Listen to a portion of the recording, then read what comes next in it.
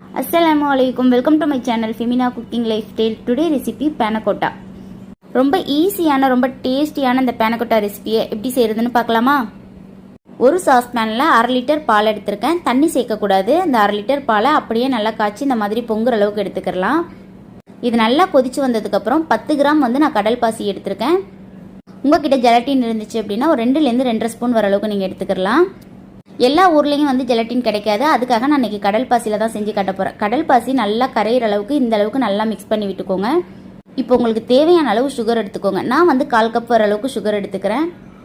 அப்புறம் நான் கொஞ்சமா வந்து ஒரு 1/4 கப் வர அளவுக்கு நான் ஃப்ரெஷ் க்ரீம் சேர்த்துக்கிறேன். 1 ஸ்பூன் வர அளவுக்கு வெனிலா எசன்ஸ் சேர்த்துட்டு இதை நல்லா மிக்ஸ் பண்ணி விட்டுருங்க.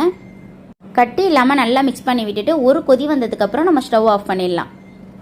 ரொம்ப ஈஸியாக கம்மி இன்க்ரீடியன்ஸ் வச்சு செய்கிற அந்த panna cotta ரெசிபியை கண்டிப்பாக வீட்டில் ட்ரை பண்ணிடுங்க.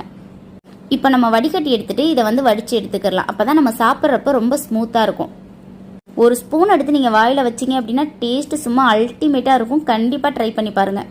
ஃப்ரீசரில் வைக்கக்கூடாது, ஃப்ரிட்ஜில் ஒரு 1 hour வச்சு எடுத்துக்கலாம். சைடில் ஒரு கத்தி வச்சு எடுத்து விட்டுட்டு இதை வந்து ஒரு பிளேட்டில் மாற்றிடலாம். நான் வந்து ப்ளூபெர்ரி ஜாம் வீட்லேயே ரெடி பண்ணியிருந்தேன். அதை தான் வந்து நான் panna cotta மேலே டெக்கரேட் பண்ணியிருந்தேன். ப்ளூபெரிக்கு பதிலாக நீங்கள் மேங்கோ எடுத்துக்கலாம், கிரேப்ஸ் எடுத்துக்கலாம். அப்படி இல்லை அப்படின்னா ஸ்ட்ராபெரி கூட எடுத்துக்கலாம். ஃப்ரூட்ஸ் எல்லாம் வேணாம் அப்படின்னு நினச்சிங்கன்னா நீங்கள் வந்து டைரி மில்க் சாக்லேட்டை மேலே வந்து ஸ்ப்ரெட் பண்ணி விட்டுட்டு சாப்பிட்லாம். டேஸ்ட்டு சும்மா சூப்பராக இருக்கும். இதெல்லாம் சேர்த்தா தான் டேஸ்ட் நல்லா இருக்குமா அப்படின்னு கேட்டால் கிடையவே கிடையாது. நீங்கள் அப்படியே கூட சாப்பிட்லாம். டேஸ்ட்டு சும்மா சூப்பராக இருக்கும்.